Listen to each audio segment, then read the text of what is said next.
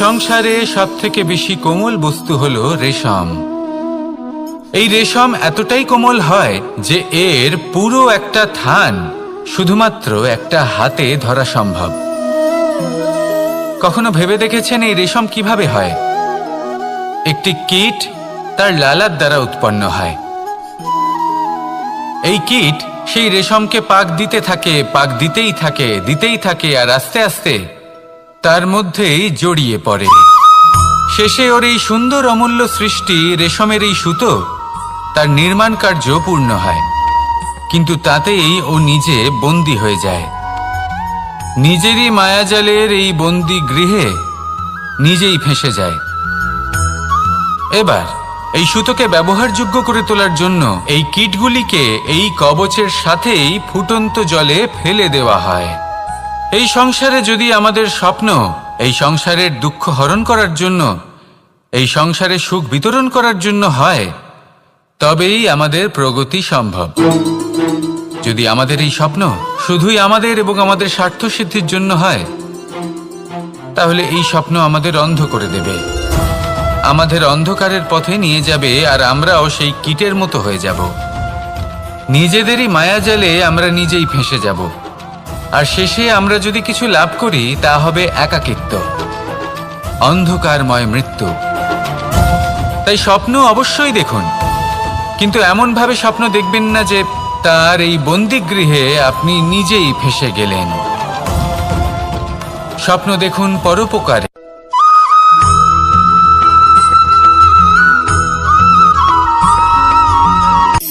শক্তি শক্তি অর্জন করা এতটা কঠিন নয় যতটা শক্তি লাভ করার পরে সেই শক্তি সামলানো কঠিন হয়। কারণ যেই মানুষ শক্তি লাভ করে তার মনে গর্ববোধ জন্মায়, জন্মায় অহংকার, জন্মায় জেদ। তাই শক্তি প্রাপ্ত করার সাথে বিনম্র থাকাও অত্যন্ত আবশ্যক। আর এটা আমাদের শেখা উচিত বৃক্ষের থেকে। বৃক্ষ যা আমাদের ফল দেয়, বৃক্ষ যা যত ফল দেয় ততটাই ঝুঁকে যায়। আমরা পাথর মারি ওই বৃক্ষের থেকে ফল প্রাপ্ত করার জন্য। সেই পাথরের মার সহ্য করেও বৃক্ষ আমাদের ফল দেয়। কোনো গর্ববোধ নেই, কোনো অহংকার বোধ নেই, আর সেই জন্য এই বৃক্ষের পুজো করা হয়। এটাই হলো মাহাত্ম্য শক্তির সাথে বিনম্রতার। যদি এই শক্তি সৃজন করে থাকে, সাহায্য করে থাকে, সম্বল হয়ে থাকে, তবেই সেই শক্তি উপযুক্ত। আর নয়তো সেই শক্তি একদিন আপনাকে আসক্ত অবশ্যই করবে। তাহলে শক্তি অবশ্যই অর্জন করুন, কিন্তু তার সাথে সেই শক্তি সামলানোর মতো বিবেকও আপনাকে অবশ্যই জাগ্রত করতে হবে। তাহলে আসুন আমার সাথে ভালোবেসে বলুন রাধা রাধা।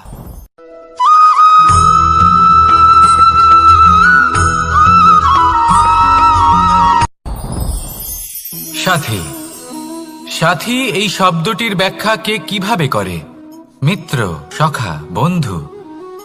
কিন্তু অর্থ একটাই, তিনি যিনি আপনার সঙ্গী হন আর তিনি যার সাথী আপনি হন। এবার সব থেকে বড় প্রশ্ন হলো এটাই যে তিনি কে হতে পারেন যাকে আপনি আপনার সাথী বলে মেনে নিতে পারেন, নিজের সখা, নিজের মিত্র, নিজের বন্ধু মেনে নিতে পারেন। আপনার সাথী হলেন তিনি যিনি দুঃখের সময় আপনার পাশে থাকবেন, আপনার হাত ধরে থাকবেন।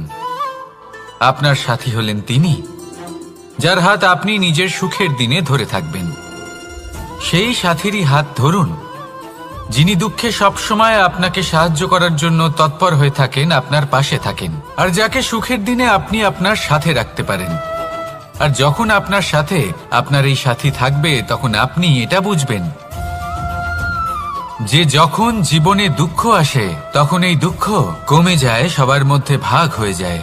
আর যদি তখন সুখ আসে তাহলে সেটা সবার উপস্থিতিতে আরো বেড়ে যায়। এটাই হলো প্রেম, এটাই হলো ভালোবাসা, এটাই হলো সঙ্গ। যেমন সম্পর্ক আমার আর রাধার মাঝে। তাহলে আসুন আর আমার সাথে ভালোবেসে বলুন রাধা রাধা।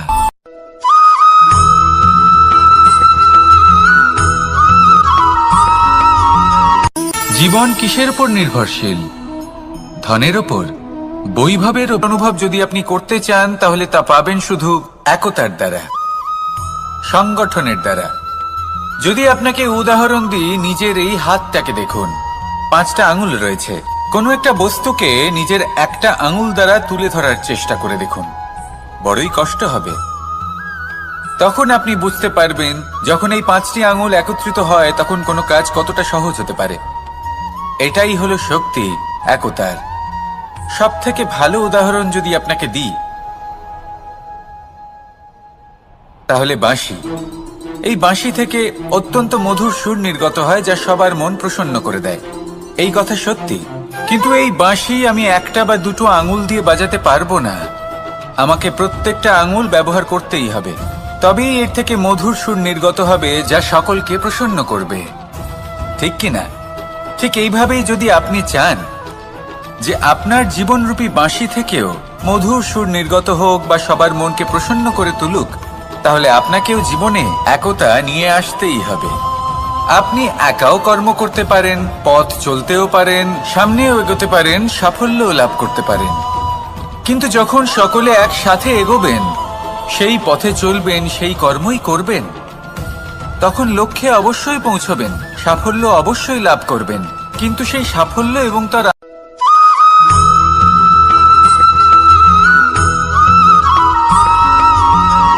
পুরুষার্থ।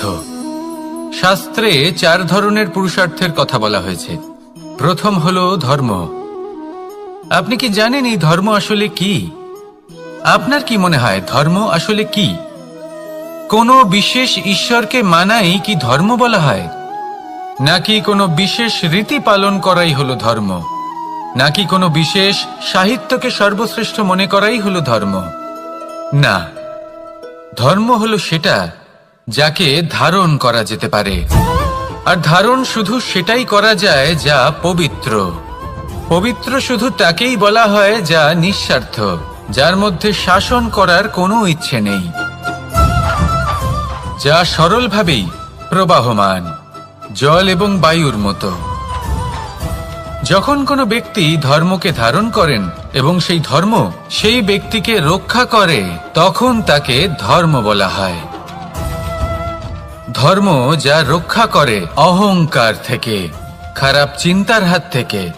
সেই জন্য পুরুষার্থ গড়ে তোলার আগে, ধর্ম পালন করার আগে ধর্মের প্রকৃত অর্থ কি সেটা বুঝে নিন।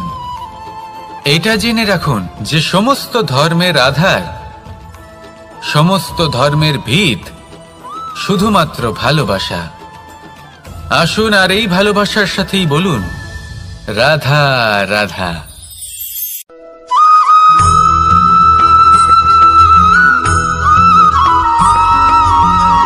কেউ বলে জীবন খুব ক্ষণস্থায়ী, কেউ বলে জীবন হলো একটা সুন্দর স্বপ্নের মতো, আবার কেউ বলবে জীবন হলো এক কঠোর সত্য। কিন্তু জীবন আসলে কি? জীবন হলো আপনারই প্রতিবিম্ব, একটা দর্পণ। অর্থাৎ আপনি জীবনকে সেইভাবেই পাবেন যেরকম আপনি নিজেকে প্রতিপন্ন করবেন। যদি আপনি দর্পণের দিকে তাকিয়ে হাসেন, তাহলে আপনি সামনে হাসি মুখী দেখতে পাবেন। এবার যদি আপনি গম্ভীর হয়ে থাকেন, তাহলে আপনি একজন রুষ্ট ব্যক্তি দেখতে পাবেন। শেষে সবথেকে বেশি গুরুত্বপূর্ণ হলো আপনার চেষ্টা। আপনাকে সবসময় চেষ্টা করতে হবে যাতে আপনি নিজেকে প্রসন্ন এবং ইতিবাচক মনোভাবে রাখেন। এটা হলো আপনারই উত্তরদায়িত্ব, তাকে পালন করুন। এই মনকে প্রসন্ন রাখুন, এই সংসারকে সুন্দর বলে মনে হবে। আর এই মন প্রসন্ন হয়ে বলবে রাধা রাধা।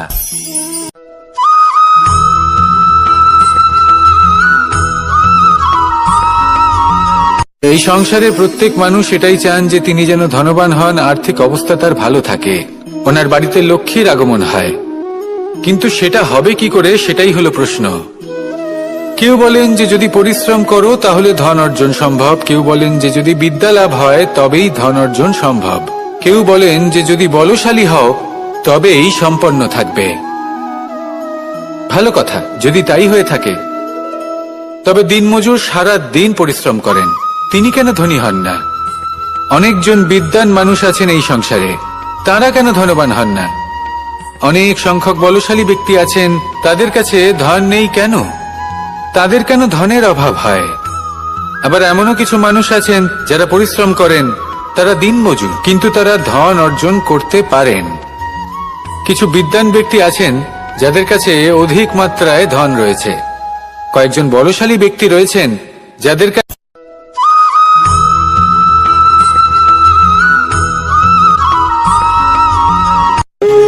যখন মানুষের মৃত্যু হয় তখন কি হয়?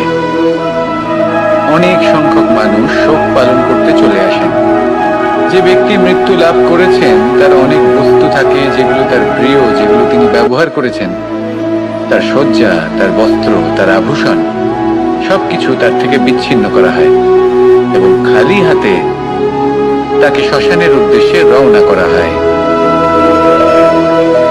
আমি আপনাকে এই প্রশ্ন করতে চাই, আপনি এই সংসারে কি অর্জন করেছেন?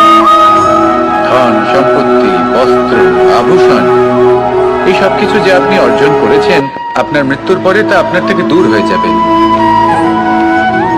এর উত্তর হলো একটাই, আপনার কর্ম। শুধু সেটাই আছে যা একান্ত আপনার, আর শুধু সেটাই এই সংসার থেকে চলে যাওয়ার পরেও সংসারেই জীবিত থাকবে।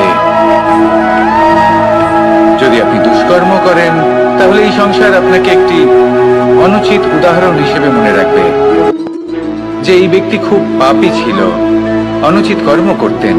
যে পথে তিনি চলেছেন সেই পথে কারোর চলা উচিত নয়। সেখানেই যদি আপনি সৎকর্ম করেন তাহলে সংসার চিরকাল এটাই বলবে যে খুব ভালো মানুষ ছিলেন, সবাইকে ভালোবাসতেন, সবাইকে সাহায্য করতেন, আমার খুব প্রিয় মানুষ ছিলেন। এটাই হলো শ্রেষ্ঠ কর্ম।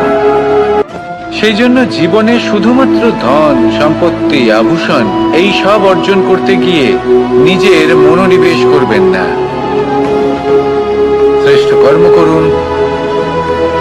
সংসার থেকে চলে যাওয়ার পরেও এই কর্মই এই সংসারে আপনাকে জীবিত রাখবে। আসুন আমার সাথে ভালোবেসে বলুন, রাধা রাধা।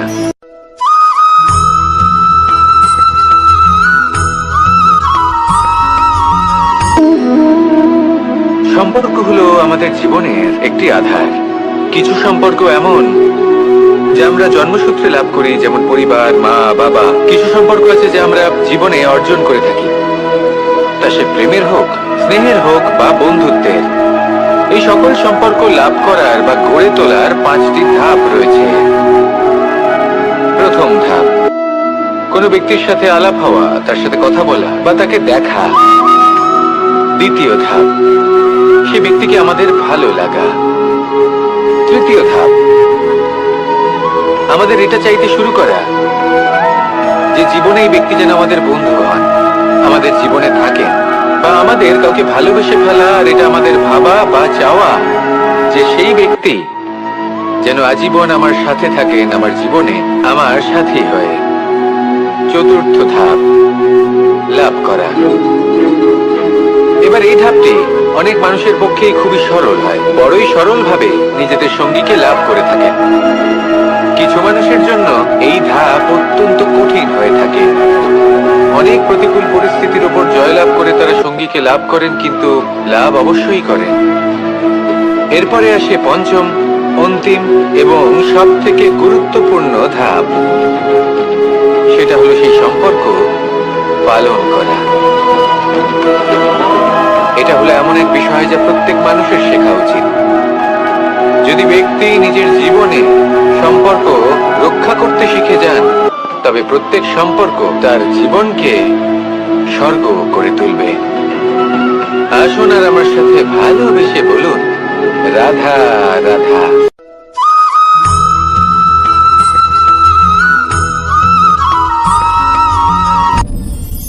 আপনি কি কখনো কোনো জলের ধারা দেখেছেন?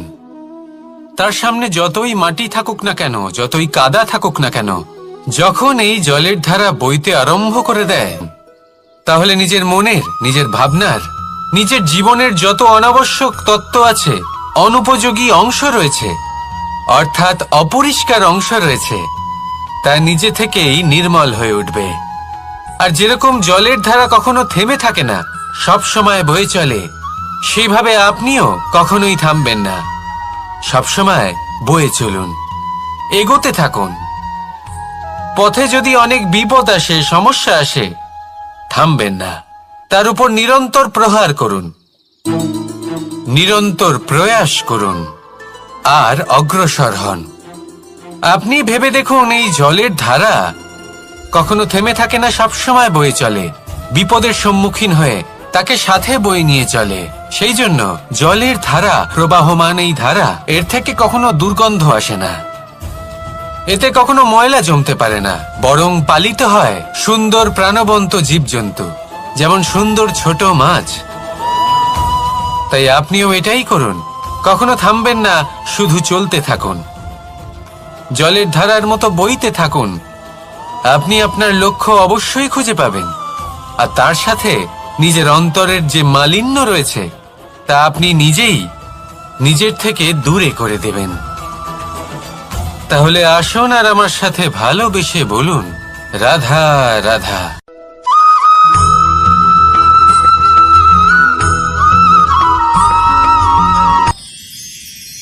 মানুষ তার জীবনে দুই ধরনের পরিস্থিতিকে খুব ভয় পায়। এক, কোনো কারণবশত কারোর সামনে নত হওয়া।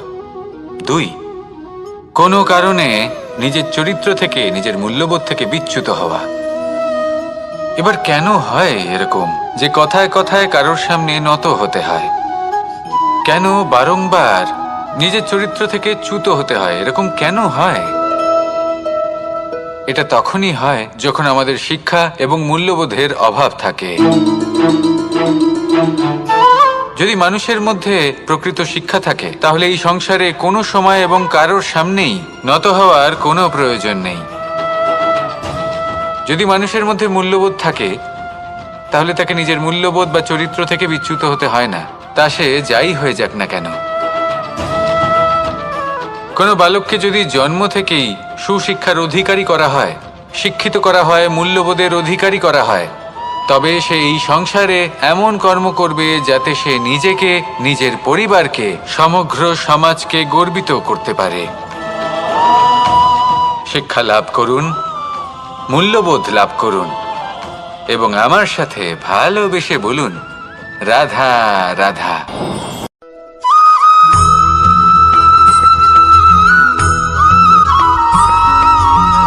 আপনি কখনো কোনো বাজকে নিজের বাসা বানাতে দেখেছেন? এই বাজ যখনই কোনো বাসা বানায়, তখন উঁচু গাছের ডালে বা কোনো পর্বতের শিখরে বাসা বানায়, অনেক উচ্চতায়, আর সেখানে তার সন্তানও জন্মগ্রহণ করে। যখন এই সন্তানেরা জন্মায়, তখন এই বাজ খুবই ভালোবেসে এবং খুব সাবধানে এদের পালন পোষণ করে, নিজের ঠোঁট দিয়ে তাদের ঠোঁটে খাবার পরিবেশন করে। কিন্তু যেই সেই সন্তানেরা হৃষ্টপুষ্ট হয়ে যায় এবং সেই কথা বাজ নিজে বুঝতে পেরে যায়, সেই বাজ নিজেই সেই বাসা ছিন্ন ভিন্ন করে দেয়। সেই সন্তান যাদের সবেমাত্র ডানা গজিয়েছে, কিভাবে উঠতে হয় তারা জানে না, সেই সন্তানগুলিকে উচ্চতা থেকে ঠেলে দেয়। সেই সন্তান প্রথমে ভয়ভীত হয়ে যায়, তারা সামনে মৃত্যুকে দেখতে পেয়ে ভয়ের কারণে তাদের ডানা ঝাপটাতে থাকে, আর সেই প্রক্রিয়াতেই সেই সন্তানগুলি উড়তে শুরু করে দেয়। এবার এই ঘটনায় আমরা কি শিক্ষা পেতে পারি? এটাই, যদি আপনি মাতা পিতা হন, তাহলে নিজের সন্তানকে অবশ্যই স্নেহ করুন, কিন্তু তাদেরকে নিজের আঁচলের তলায় বেঁধে রাখবেন না। যদি আপনি চান আপনার সন্তান জীবনে উন্নতি করুক, তাহলে নিজের মুঠো থেকে তাদের স্বতন্ত্র করে দিন, এই সংসারে সংঘর্ষ করতে দিন। সেই সন্তান নিজেই বুঝতে পারবে যে জন্মের সময় পাওয়া ডানা কি করে ব্যবহার করতে হয়, আর আপনার চোখের সামনে আপনার সন্তান এই আকাশে উড়তে থাকবে। তাহলে আসুন আমার সাথে ভালোবেসে বলুন, রাধা রাধা।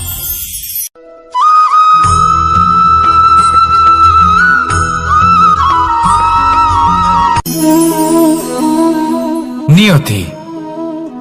রাধা আমাকে বলে, কৃষ্ণ, যদি তুমি জানো যে নিয়তিতে কি আছে, তাহলে তাকে বদলে দাও না কেন? মহাদেব আমাকে বলেন যে শ্রীকৃষ্ণ, যদি আপনি এটা জানেন যে সাম্বের নিয়তি এটাই, তাহলে আপনি তাকে বদলানোর চেষ্টা কেন করেন? কেন?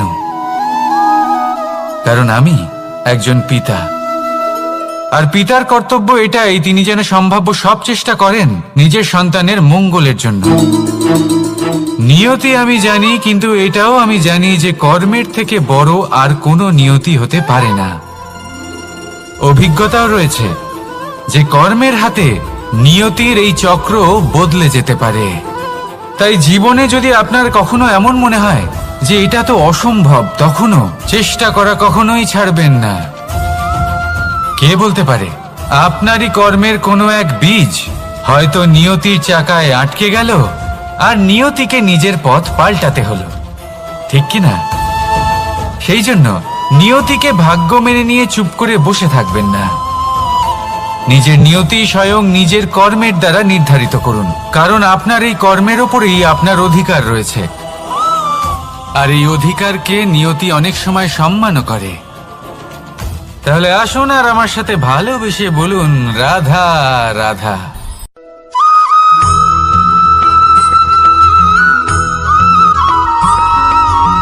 কখনো কখনো আমরা ভাবি যে কোনো ব্যক্তি যিনি ধর্মের পথে চলেছেন, যদি তার দ্বারা কোনো ভুল হয়ে থাকে তাহলে নিয়তি তাকে সেই মুহূর্তেই কঠোর শাস্তি দেন। কিন্তু সেই সব মানুষ যারা সংসারের সবথেকে বড় অধর্মী, বহু নিকৃষ্ট মানের কাজ করেন, তাদের নিয়তি অনেক সুযোগ দেন। তাদের নিয়তি এরকম কঠোর প্রহার করেন না। এই ভাবনা কখনো না কখনো মনে আসেই। ভেবে দেখুন কেন? আসলে জীবনকে বেশিরভাগ মানুষ একভাবেই দেখে থাকেন, বিভিন্ন স্তরে একে দেখা উচিত। এবার আপনি বলুন, এই সংসারে কোনো অধর্মী কখনো প্রেরণার উৎস হতে পারেন? কখনোই নয়। যে মানুষ নিজের আত্মাকে মলিন করে ফেলেছেন, তিনি এই সংসারকে কিভাবে প্রেরণা যোগাবেন? উনি নিজেই বুঝতে পারেন না কোনটা করা উচিত, ধর্ম কোনটা। তাই নিয়তি তাকে একটা সুযোগ দেন, এটা বোঝার সুযোগ দেন যে কোনটা উচিত, কোনটা ধর্ম। সুযোগ দেন নিজের বিবেক জাগিয়ে তোলার, তাকে সুযোগ দেন নিজের অন্তরাত্মার ডাক শোনার। যখন তাতেও কাজ হয় না, তখন নিয়তির কাছে একটাই পথ বাকি থাকে, আর তা হল মহাবিনাশ। মহাবিনাশ হয়তো দেরিতেই আসতে পারে, কিন্তু তা অবশ্যই আসবে। আর যখন মহাবিনাশ আসে, তখন মহাবিনাশের যন্ত্রণা সমগ্র মানব জীবনের যন্ত্রণার থেকে অনেক বেশি হয়। এই কথাটা সবসময় মনে রাখবেন। আর অন্যদিকে যে মানুষ ধর্মের পথে চলছেন, তার দ্বারা যদি কোনো ভুল হয়ে থাকে, তখন নিয়তি তার পরীক্ষা নেন। কিছুক্ষণের জন্য মানুষের মনে হতে পারে নিয়তি তাকে কঠোর শাস্তি দিয়েছেন।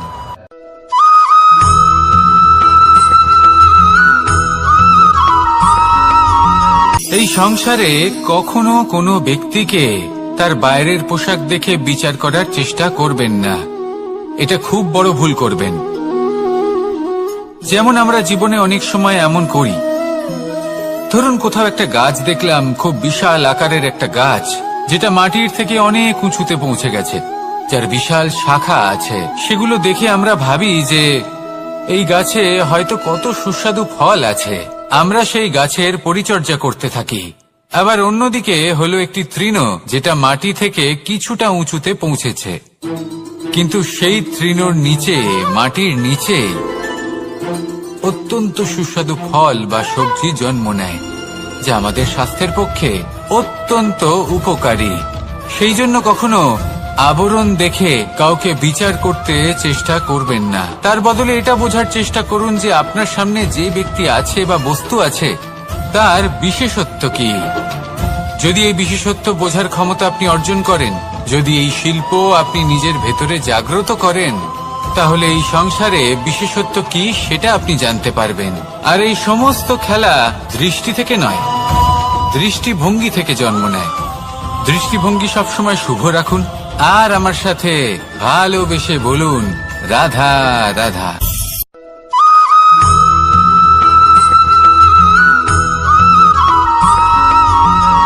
পুরুষার্থ। শাস্ত্রে 4 ধরনের পুরুষার্থের কথা বলা হয়েছে। প্রথম হলো ধর্ম, আপনি কি জানেন এই ধর্ম আসলে কি? আপনার কি মনে হয় ধর্ম আসলে কি?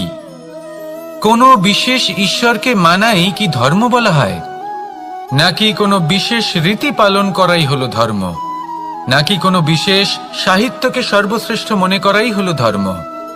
না, ধর্ম হলো সেটা যাকে ধারণ করা যেতে পারে, আর ধারণ শুধু সেটাই করা যায় যা পবিত্র।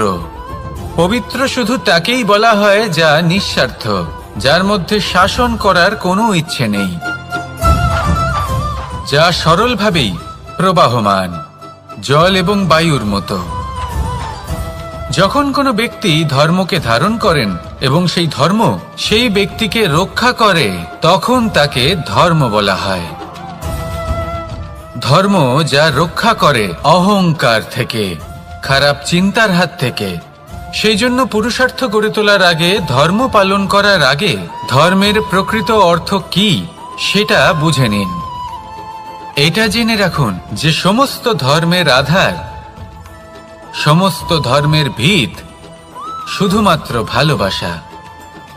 আসুন আর এই ভালোবাসার সাথেই বলুন রাধা রাধা।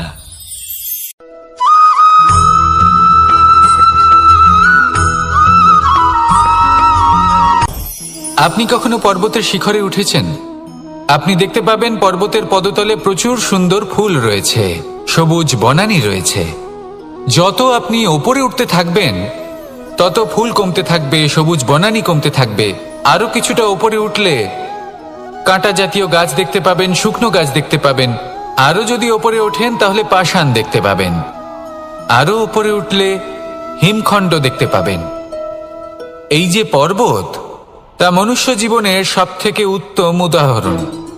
মানুষ যখন সাফল্যের শিখরে পৌঁছতে চান, মহানুভবতার শিখরে পৌঁছতে চান, পথে যত আস্তে আস্তে উপরে উঠতে থাকেন, ততই ভৌতিক বস্তু তার থেকে বিচ্ছিন্ন হতে থাকে। যদি তিনি সেই ভৌতিক বস্তুগুলি ত্যাগ না করতে পারেন, তাহলে কখনোই সেই স্থানে পৌঁছতে পারবেন না। আর মানুষ যদি উচিত ত্যাগ করতে পারেন, পথে অগ্রসর হতে থাকেন, এগোতে থাকেন, তাহলে একদিন না একদিন তিনি মহানুভবতার, জ্ঞানের, সাফল্যের হিমের স্বাদ অবশ্যই লাভ করবেন। মনে রাখবেন, মানব জীবনে ত্যাগ হলো অত্যন্ত গুরুত্বপূর্ণ অংশ। আসুন আমার সাথে ভালোবেসে বলুন রাধা রাধা।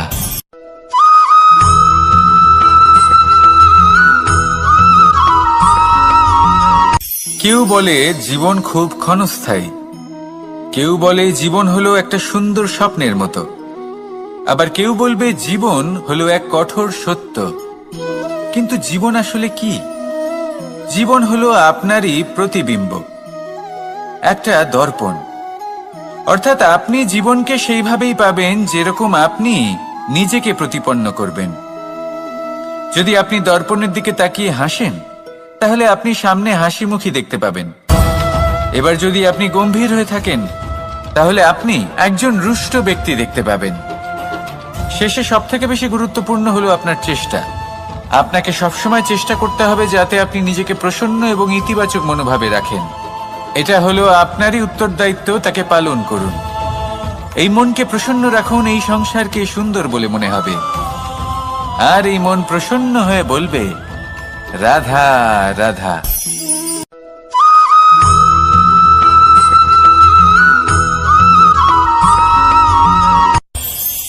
এই সংসারে আমরা প্রকাশ কোথা থেকে পাই? এর উত্তর বড়ই সরল।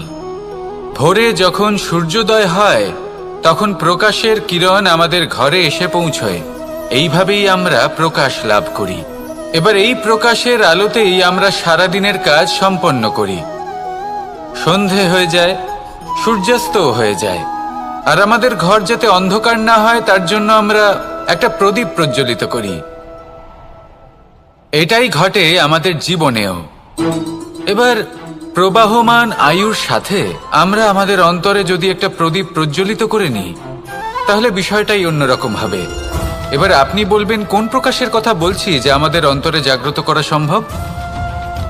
আমাদের আত্মার মাঝে প্রেমের প্রকাশ জাগ্রত করার কথা বলছি। কারণ আমাদের এই জীবন, এও হলো দিনের আলোর মতো। আজ প্রকাশ আছে, কিন্তু কোনোদিন অবশ্যই অস্ত হবে। কিন্তু অস্ত হবার আগে যদি আমরা আমাদের আত্মার মাঝে প্রেমের এই প্রকাশ উজ্জ্বলিত করে নিই, তাহলে আমাদের সন্ধ্যাকালও আমরা আনন্দে এবং প্রেমে যাপন করব।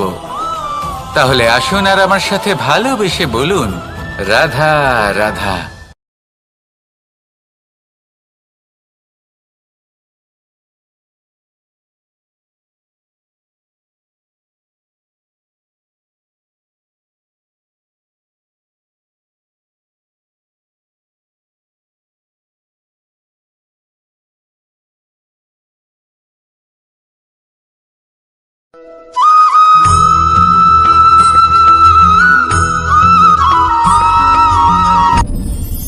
আপনি কি কখনো কোনো জলের ধারা দেখেছেন? তার সামনে যতই মাটি থাকুক না কেন, যতই কাদা থাকুক না কেন, যখন এই জলের ধারা বইতে আরম্ভ করে দেয়, তাহলে নিজের মনের, নিজের ভাবনার, নিজের জীবনের যত অনাবশ্যক তত্ত্ব আছে, অনুপযোগী অংশ রয়েছে, অর্থাৎ অপরিষ্কার অংশ রয়েছে, তা নিজে থেকেই নির্মল হয়ে উঠবে। আর যেরকম জলের ধারা কখনো থেমে থাকে না, সব সময় বয়ে চলে, সেইভাবে আপনিও কখনোই থামবেন না। সবসময় বয়ে চলুন, এগোতে থাকুন। পথে যদি অনেক বিপদ আসে, সমস্যা আসে, থামবেন না, তার উপর নিরন্তর প্রহার করুন, নিরন্তর প্রয়াস করুন আর অগ্রসর হন। আপনি ভেবে দেখুন, এই জলের ধারা কখনো থেমে থাকে না, সবসময় বয়ে চলে, বিপদের সম্মুখীন হয়ে তাকে সাথে বয়ে নিয়ে চলে। সেই জন্য জলের ধারা, প্রবাহমান এই ধারা, এর থেকে কখনো দুর্গন্ধ আসে না, এতে কখনো ময়লা জমতে পারে না, বরং পালিত হয় সুন্দর প্রাণবন্ত জীবজন্তু, যেমন সুন্দর ছোট মাছ। তাই আপনিও এটাই করুন, কখনো থামবেন না, শুধু চলতে থাকুন, জলের ধারার মতো বইতে থাকুন। আপনি আপনার লক্ষ্য অবশ্যই খুঁজে পাবেন, আর তার সাথে নিজের অন্তরের যে মালিন্য রয়েছে, তা আপনি নিজেই নিজের থেকে দূরে করে দেবেন। তাহলে আসুন আর আমার সাথে ভালোবেসে বলুন, রাধা রাধা।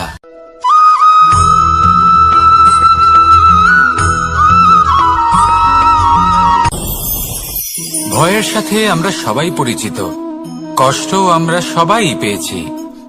কখনো কখনো আমরা অসুস্থ হয়ে পড়ি, আর এমন সময় হলে মাতার মমতা, কখনো বাবার স্নেহ, কখনো বন্ধুদের পাশে থাকার অনুভূতি আমাদের রোগ নিরাময়ে সাহায্য করে। কখনো যদি আমরা নিরাশ হয়ে পড়ি, তখন যদি আমাদের কোনো আপনজন আমাদের দুটো ভালো কথা বলে, তখন আমাদের মনোবল বেড়ে যায়। ঠিক তেমন সংসারের এই রঙ্গমঞ্চে যদি আপনি পীড়িত অনুভব করেন, কিছু শুভ কথা আলোচনা করুন, কিছু স্তুতি গান করুন, কিছু মুহূর্তের জন্য হলেও নিজের ইষ্টদেবের কথা স্মরণ করুন আর প্রার্থনা করুন। সাহস বাড়বে, শক্তিও বৃদ্ধি পাবে এবং সামনে এগিয়ে চলার পথও দেখতে পাবেন। তখন এই মন প্রসন্ন হয়ে বলবে, রাধা রাধা।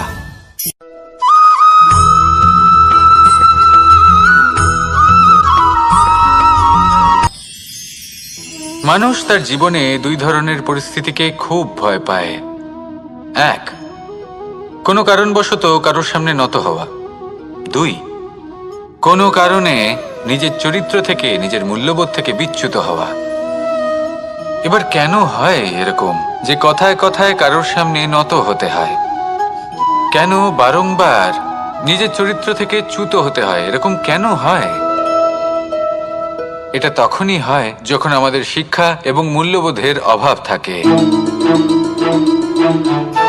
যদি মানুষের মধ্যে প্রকৃত শিক্ষা থাকে, তাহলে এই সংসারে কোনো সময় এবং কারোর সামনেই নত হওয়ার কোনো প্রয়োজন নেই। যদি মানুষের মধ্যে মূল্যবোধ থাকে, তাহলে তাকে নিজের মূল্যবোধ বা চরিত্র থেকে বিচ্যুত হতে হয় না, তা সে যাই হয়ে যাক না কেন। কোনো বালককে যদি জন্ম থেকেই সুশিক্ষার অধিকারী করা হয়, শিক্ষিত করা হয়, মূল্যবোধের অধিকারী করা হয়, তবে সে এই সংসারে এমন কর্ম করবে যাতে সে নিজেকে, নিজের পরিবারকে, সমগ্র সমাজকে গর্বিত করতে পারে। শিক্ষা লাভ করুন, মূল্যবোধ লাভ করুন এবং আমার সাথে ভালোবেসে বলুন, রাধা রাধা।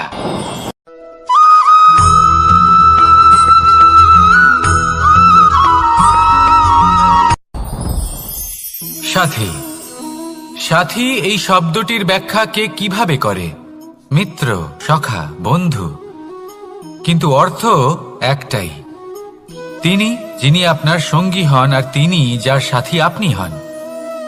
এবার সব থেকে বড় প্রশ্ন হলো এটাই যে তিনি কে হতে পারেন যাকে আপনি আপনার সাথী বলে মেনে নিতে পারেন, নিজের সখা, নিজের মিত্র, নিজের বন্ধু মেনে নিতে পারেন। আপনার সাথী হলেন তিনি যিনি দুঃখের সময় আপনার পাশে থাকবেন, আপনার হাত ধরে থাকবেন। আপনার সাথী হলেন তিনি যার হাত আপনি নিজের সুখের দিনে ধরে থাকবেন। সেই সাথীরই হাত ধরুন যিনি দুঃখে সবসময় আপনাকে সাহায্য করার জন্য তৎপর হয়ে থাকেন, আপনার পাশে থাকেন, আর যাকে সুখের দিনে আপনি আপনার সাথে রাখতে পারেন। আর যখন আপনার সাথে আপনার এই সাথী থাকবে তখন আপনি এটা বুঝবেন যে যখন জীবনে দুঃখ আসে তখন এই দুঃখ কমে যায়, সবার মধ্যে ভাগ হয়ে যায়। আর যদি তখন সুখ আসে তাহলে সেটা সবার উপস্থিতিতে আরো বেড়ে যায়। এটাই হলো প্রেম, এটাই হলো ভালোবাসা, এটাই হলো সঙ্গ। যেমন সম্পর্ক আমার আর রাধার মাঝে। তাহলে আসুন আর আমার সাথে ভালোবেসে বলুন, রাধা রাধা।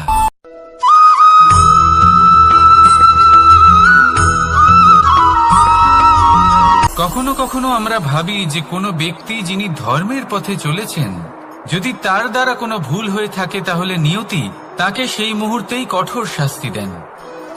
কিন্তু সেই সব মানুষ যারা সংসারের সব থেকে বড় অধর্মী, বহু নিকৃষ্ট মানের কাজ করেন, তাদের নিয়তি অনেক সুযোগ দেন। তাদের নিয়তি এরকম কঠোর প্রহার করেন না। এই ভাবনা কখনো না কখনো মনে আসেই। ভেবে দেখুন কেন? আসলে জীবনকে বেশিরভাগ মানুষ একভাবেই দেখে থাকেন, বিভিন্ন স্তরে একে দেখা উচিত। এবার আপনি বলুন, এই সংসারে কোনো অধর্মী কখনো প্রেরণার উৎস হতে পারেন? কখনোই নয়। যে মানুষ নিজের আত্মাকে মলিন করে ফেলেছেন তিনি এই সংসারকে কিভাবে প্রেরণা যোগাবেন? উনি নিজেই বুঝতে পারেন না কোনটা করা উচিত, ধর্ম কোনটা। তাই নিয়তি তাকে একটা সুযোগ দেন, এটা বোঝার সুযোগ দেন যে কোনটা উচিত, কোনটা ধর্ম। সুযোগ দেন নিজের বিবেক জাগিয়ে তোলার, তাকে সুযোগ দেন নিজের অন্তরাত্মার ডাক শোনার। যখন তাতেও কাজ হয় না তখন নিয়তির কাছে একটাই পথ বাকি থাকে, আর তা হল মহাবিনাশ। মহাবিনাশ হয়তো দেরিতেই আসতে পারে, কিন্তু তা অবশ্যই আসবে। আর যখন মহাবিনাশ আসে তখন মহাবিনাশের যন্ত্রণা সমগ্র মানব জীবনের যন্ত্রণার থেকে অনেক বেশি হয়। এই কথাটা সবসময় মনে রাখবেন।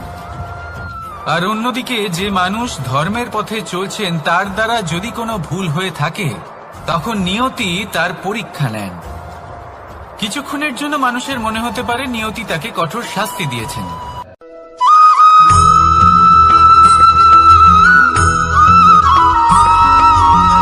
মানুষের মানসিকতা এমন হয় যে সে যতটা করে আশা করে যে তার থেকে অনেক বেশি তার বদলে সে পাবে। দেখুন, সবকিছুই আপনার ভাবনা চিন্তার উপর নির্ভর করছে। আপনি যদি ফলের বিষয়ে ভেবে কর্ম করতে থাকেন তাহলে সেটা অনুচিত। জীবনের আসল আনন্দ হলো নিজের কর্ম করতে থাকা, ফলের চিন্তা করা উচিত নয়। যদি আপনি এরকম ভাবেন যে আমি এতটা করছি, আমার এতটা পাওয়া উচিত, সেই ভাবনা অনুচিত। যদি আপনি সেবার মানসিকতা নিয়ে কর্ম করতে থাকেন, কর্মচক্রে প্রবাহিত হন, যদি আপনি এমন ভাবনা রাখেন যে আমি এতটা পাচ্ছি তাই এর থেকে অনেক বেশি আমি কর্ম করব, তাহলে নিশ্চিতরূপে আপনি যতটা করছেন তার থেকে অনেক বেশি আপনি পাবেন, আপনার আশার থেকে অনেক বেশি আপনি পাবেন। শুধু জীবনে অনেক বেশি কাজ করতে থাকুন, ফলের চিন্তা করবেন না। আর মনে রাখবেন, এই ভাবনাই সব থেকে বড় বীজ। কর্মের উপর বিশ্বাস রাখুন, জীবনে যা যা আপনি চান সবই সুখময় হবে। আসুন আর আমার সাথে ভালোবেসে বলুন, রাধা রাধা।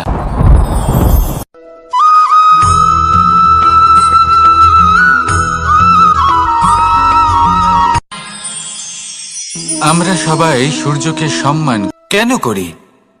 কারণ আমরা জানি যে সন্ধেবেলা যখন সূর্যাস্ত হবে তখন শুধুমাত্র অন্ধকার বাকি থাকবে। ঠিক কিছুটা এরকমই হয় আমাদের মাতা পিতাও, যিনি আমাদের জন্ম দেন, আমাদের ভরণ পোষণ করেন, আমাদের বড় করেন, আমাদের প্রেম প্রদান করেন।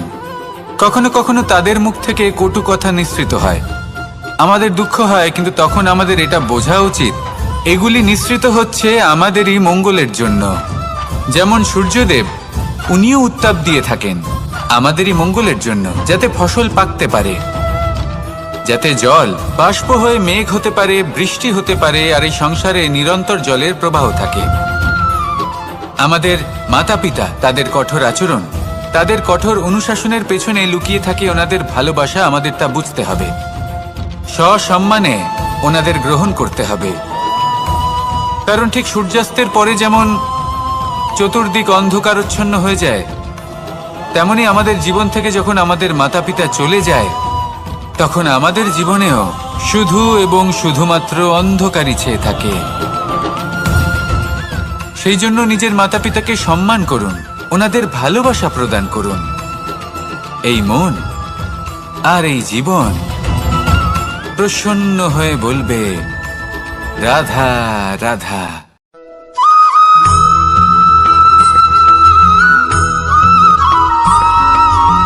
এই সংসারে কখনো কোনো ব্যক্তিকে তার বাইরের পোশাক দেখে বিচার করার চেষ্টা করবেন না, এটা খুব বড় ভুল করবেন।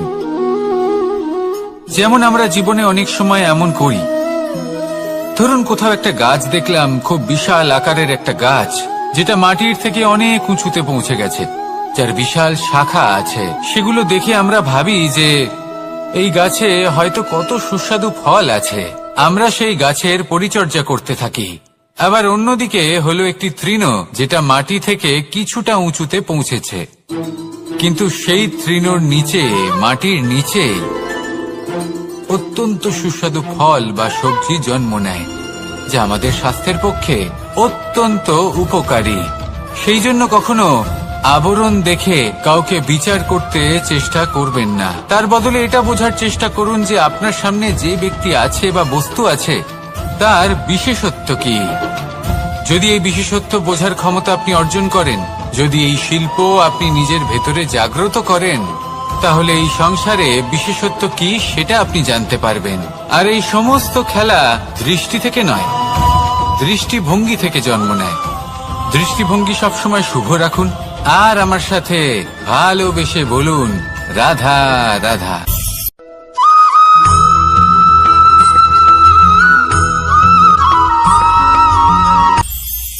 এটা হলো ধান গাছ, এর থেকে যে চাল উৎপন্ন হয় তা মানুষ গ্রহণ করেন। আর এটা কি? এ হলো জংলি ঘাস।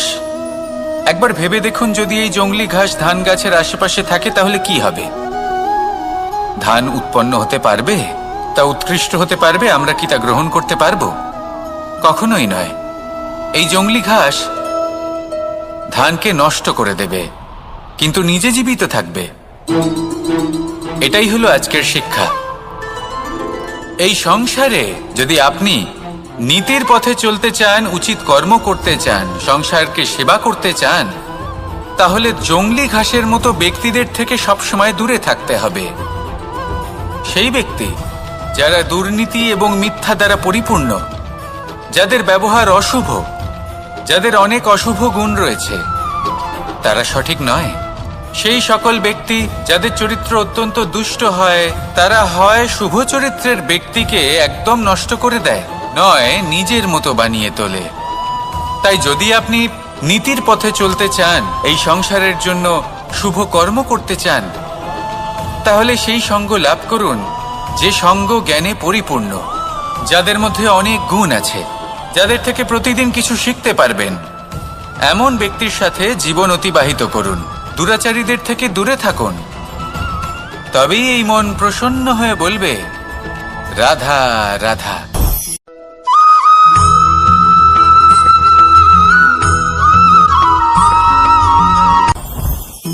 জীবনে কিছু শেখা অত্যন্ত গুরুত্বপূর্ণ।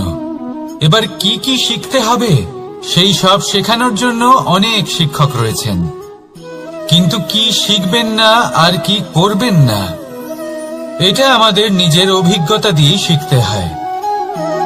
কিন্তু তার মানে এটা নয় যে যদি আপনাকে শিখতে হয় যে আগুনের তাপ কতটা, আপনাকে আগুনের মধ্যে হাত দিতে হবে।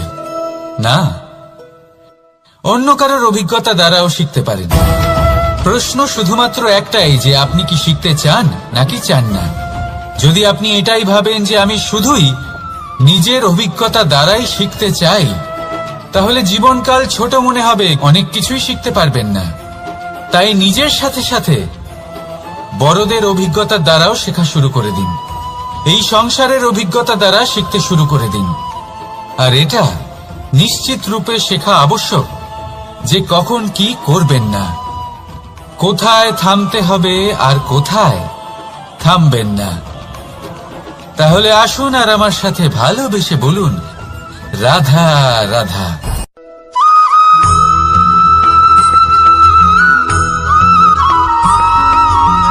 এই সংসারে সবথেকে বেশি কোমল বস্তু হলো রেশম। এই রেশম এতটাই কোমল হয় যে এর পুরো একটা থান শুধুমাত্র একটা হাতে ধরা সম্ভব। কখনো ভেবে দেখেছেন এই রেশম কিভাবে হয়? একটি কীট তার লালার দ্বারা উৎপন্ন হয়। এই কীট সেই রেশমকে পাক দিতে থাকে, পাক দিতেই থাকে আর আস্তে আস্তে তার মধ্যেই জড়িয়ে পড়ে। শেষে ওর এই সুন্দর অমূল্য সৃষ্টি রেশমের এই সুতো তার নির্মাণ কার্য পূর্ণ হয়, কিন্তু তাতেই ও নিজে বন্দী হয়ে যায়। নিজেরই মায়াজালের এই বন্দী গৃহে নিজেই ফেঁসে যায়। এবার এই সুতোকে ব্যবহারযোগ্য করে তোলার জন্য এই কীটগুলিকে এই কবচের সাথেই ফুটন্ত জলে ফেলে দেওয়া হয়। এই সংসারে যদি আমাদের স্বপ্ন এই সংসারের দুঃখ হরণ করার জন্য, এই সংসারে সুখ বিতরণ করার জন্য হয়, তবেই আমাদের প্রগতি সম্ভব। যদি আমাদের এই স্বপ্ন শুধুই আমাদের এবং আমাদের স্বার্থ সিদ্ধির জন্য হয়, তাহলে এই স্বপ্ন আমাদের অন্ধ করে দেবে, আমাদের অন্ধকারের পথে নিয়ে যাবে, আর আমরাও সেই কীটের মতো হয়ে যাব। নিজেদেরই মায়াজালে আমরা নিজেই ফেঁসে যাব, আর শেষে আমরা যদি কিছু লাভ করি তা হবে একাকিত্ব, অন্ধকারময় মৃত্যু। তাই স্বপ্ন অবশ্যই দেখুন, কিন্তু এমনভাবে স্বপ্ন দেখবেন না যে তার এই বন্দিগৃহে আপনি নিজেই ফেঁসে গেলেন। স্বপ্ন দেখুন পরোপকারে।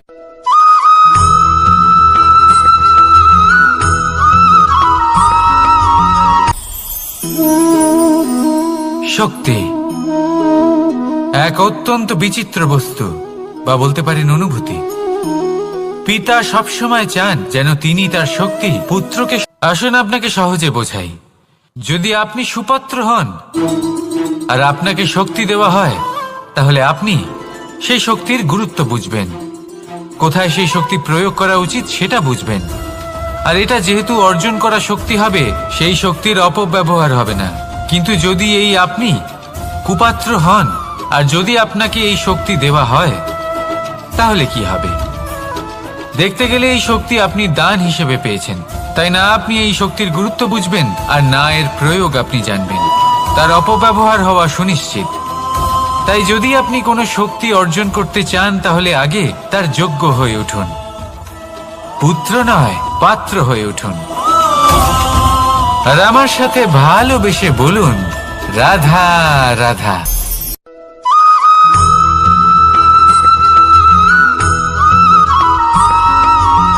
এই সংসারে প্রত্যেক মানুষ এটাই চান যে তিনি যেন ধনবান হন, আর্থিক অবস্থা তার ভালো থাকে, ওনার বাড়িতে লক্ষ্মীর আগমন হয়।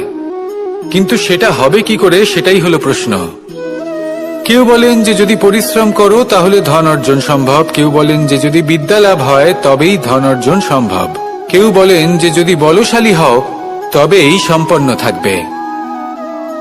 ভালো কথা, যদি তাই হয়ে থাকে তবে দিনমজুর সারা দিন পরিশ্রম করেন, তিনি কেন ধনী হন না? অনেকজন বিদ্বান মানুষ আছেন এই সংসারে, তারা কেন ধনবান হন না? অনেক সংখ্যক বলশালী ব্যক্তি আছেন, তাদের কাছে ধন নেই কেন? তাদের কেন ধনের অভাব হয়?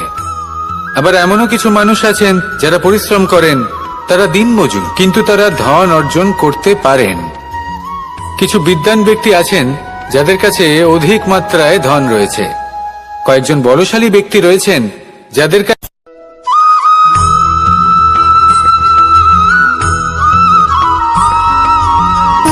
সুখ, দুঃখ এবং শক্তি, এই তিন হলো এই সংসারের ত্রিদেবের মতো। আমাদের জীবনে যা কিছু ঘটছে এই তিনটির ভিত্তির উপরেই হচ্ছে। আসলে এই সংসারের একটা নিয়ম আছে, যখনই আপনি কিছু লাভ করেন এই সংসার আপনার পরীক্ষা নেয়। এটা জানার জন্য আপনার পরীক্ষা নেয় যে আপনি যা কিছুই লাভ করেছেন আপনি কি আদৌ সেটার যোগ্য কিনা। ঠিক সেইভাবেই এই সুখ, দুঃখ এবং শক্তি আপনার পরীক্ষা নিয়ে থাকে। যখন সুখ আসে তখন সে আপনার পরীক্ষা নেয় যে আপনার মধ্যে অহংবোধ জাগ্রত হয়নি তো। যদি অহংবোধ চলে আসে তাহলে সুখ সেখানেই সঙ্গ ত্যাগ করে। দুঃখ আপনার ধৈর্যের পরীক্ষা নিতে থাকে, আর যদি আপনার মধ্যে ধৈর্য না থাকে তাহলে এটা আপনাকে আরো বেশি দুঃখের গভীর অন্ধকারে ঠেলে দেবে। সেখানে শক্তি পরীক্ষা নেয় আপনার বিনম্রতার। যদি আপনি বিনম্র না হন তাহলে হয় এই শক্তি আপনার সঙ্গ ত্যাগ করবে, নয় এই শক্তি বিনম্রতার অভাবে আপনার পতনের কারণ হতে পারে। এই সংসারে যে কোনো ব্যক্তি যিনি এই পরীক্ষায় উত্তীর্ণ হয়ে থাকেন এই জীবনে তিনি সাফল্য লাভ করেন। আসুন আমার সাথে ভালোবেসে বলুন, রাধা রাধা।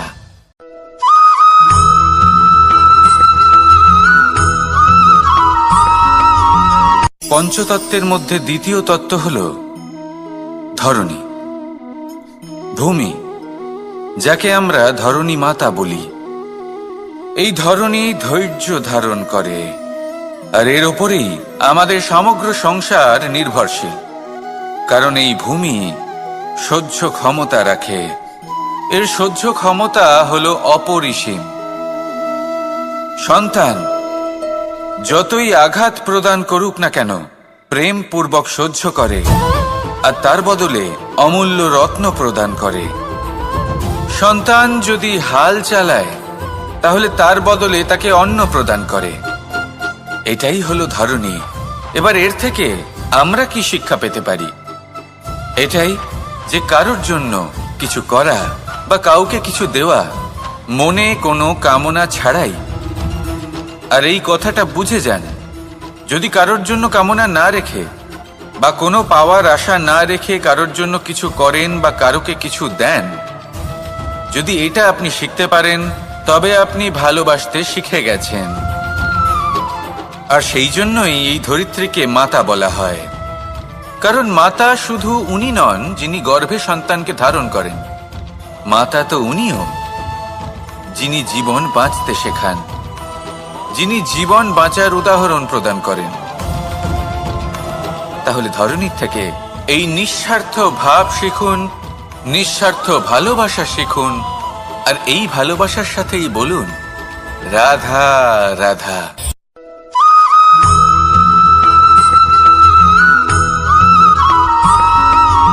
মানুষ জন্মগ্রহণ করে, তার সাথে ভয়েরও জন্ম হয়। ছোটবেলা থেকেই আমাদের মনে কোনো না কোনো প্রকারের ভয় থেকেই যায়। কেউ এই বিষয়ে ভয় পায় যে তার কোনো বস্তু তার থেকে দূরে চলে যাবে, কেউ এই বিষয়ে ভয় পায় যে আমি নিজেকে হারিয়ে ফেলব, কেউ এই ভেবে ভয় পায় যে আমার প্রিয়জনেরা তারা যেন আমার থেকে দূরে না চলে যায়, কেউ এই ভেবে ভয় পায় যে আমরা যেন পথ না হারিয়ে ফেলি, আদি ইত্যাদি। কিন্তু সত্যি কথা বলতে ভেবে দেখুন এই ভয় বাস্তবে কি? শুধুই একটা মনস্থিতি, আর কিছুই নয়। যা কিছু আপনি জীবনে পেয়েছেন তা একদিন আপনাকে হারাতে হবে। এই জীবন হলো আপনারই, কিন্তু তাও একদিন সমাপ্ত হবে। তাই ভয় পেয়ে কি লাভ? এই ভয় শুধু আপনাকে জীবনযাপন করা থেকে বাধা দিচ্ছে, আর কিচ্ছু নয়। পথ হারিয়ে ফেললেই বুঝতে পারবেন যে নতুন পথ কিভাবে বানাতে হয়। কিছু মানুষকে জীবন থেকে হারালে তবেই আপনি বুঝবেন যে আপনার আপনজনকে। এই ভয়ের কারণে ভীত হয়ে থাকবেন না। এই তারা নক্ষত্র অন্ধকারের অভাবে গুরুত্ব হারায়। শিবকেও মহাদেব হওয়ার জন্য বিষপান করতে হয়েছিল। প্রত্যেক পরিস্থিতি, প্রত্যেক সাফল্য আপনার পরীক্ষা নেবে। তাতে উত্তীর্ণ হওয়া হলো আপনার কর্ম। যখনই আপনি ভয় পাবেন বা সংকটের সম্মুখীন হবেন, তখন সাহসের সাথে তার সম্মুখীন হন। মনে রাখবেন, যে সম্মুখীন হতে জানে সাফল্য তার সাথে সবসময় থাকে। আসুন আর আমার সাথে ভালোবেসে বলুন, রাধা রাধা।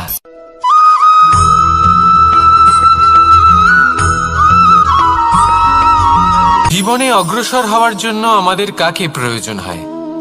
মাতা পিতা, বন্ধু, প্রেম, সাহায্য, অর্থ, পরিশ্রম, আশা।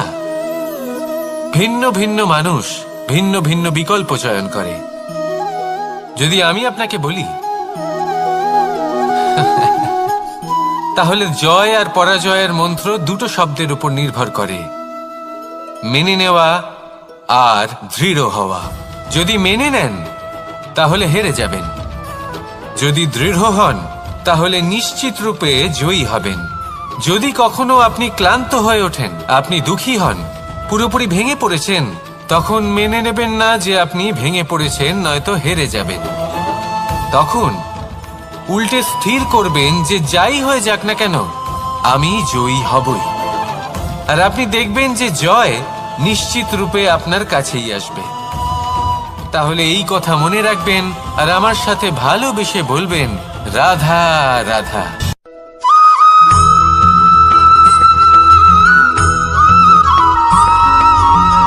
এই সংসারে কোনো বস্তু হোক বা ব্যক্তি হোক, তার একার গুরুত্ব কিন্তু খুব বেশি নয়। একটা উদাহরণ হিসেবে বৃষ্টির ফোঁটাকে ভেবে দেখুন। যদি একটি বৃষ্টির ফোঁটা হয় তাহলে তার খুব বেশি গুরুত্ব থাকে না, কিন্তু যখন সহস্র বৃষ্টির ফোঁটা মেঘের মধ্যে দিয়ে ঝরে পড়ে, তখন সেটা বর্ষার রূপ ধারণ করে। সেই বর্ষা যা এই প্রকৃতিকে শান্ত করে। সেইভাবেই পাথরের ছোট টুকরো, তার খুব বেশি গুরুত্ব থাকে না, কিন্তু যখন অসংখ্য পাথরের টুকরো একত্রিত হয় তখন তা পর্বতের আকার ধারণ করে। সেইভাবেই কিছু মানুষ যখন একত্রিত হন তখন তৈরি হয় পরিবার, কিছু পরিবার যখন একত্রিত হয় তখন তৈরি হয় সমাজ, যখন অনেক সংখ্যক সমাজ একত্রিত হয় তখন তৈরি হয় রাজ্য। এবার এই রাজ্যের সবথেকে গুরুত্বপূর্ণ ব্যক্তি হতে পারেন রাজা, কিন্তু তাও সেই রাজা একা কিছু করতে পারেন না। যুদ্ধ লড়ার সময় তারও নিজের সৈন্যদলকে প্রয়োজন পড়ে। কিন্তু এই সংসারে এমন একজন ব্যক্তি আছেন যিনি একাই সব কাজ করতে থাকেন, এবং সেই ব্যক্তি হলেন মা। আমাদের জীবনে একজন পিতার ভূমিকা কিন্তু নিঃসন্দেহে অমূল্য, কিন্তু আমাদের সকলের জীবনে যে ভূমিকা একজন মায়ের তা অন্য কারোর থাকে না। একজন মা একাই সন্তানকে বড় করতে পারেন, সংস্কারী করে তুলতে পারেন, তার জন্য পরিশ্রম করেন। আর এত কিছু কাজ করার পরেও তার কাজের জন্য তিনি প্রশংসা অবশ্য পান না। উল্টে যদি সেই সন্তান অনুচিত পথে চালিত হয়, অনুচিত কর্ম করে, তখন সেই মাকেই অপবাদের পাত্র হয়ে উঠতে হয়। আমাদের জীবনে মায়ের যোগদান কতটা সেটা বুঝুন। আপনাকে বড় করে তোলার জন্য উনি কতটা পরিশ্রম করেছেন সেটা বুঝুন। আজ থেকে, এখন থেকে, এই মুহূর্ত থেকে মাকে সম্মান করতে শিখুন। যখন সময় পাবেন, যখন সুযোগ হবে, তখন তার প্রশংসা করুন, ওনারও ভালো লাগবে। আর মায়ের এই মমতার জন্য, তার এই ভূমিকার জন্য আসুন সবাই মিলে আমরা তাকে প্রণাম করি, আর সকলে মিলে ভালোবেসে বলি, রাধা রাধা।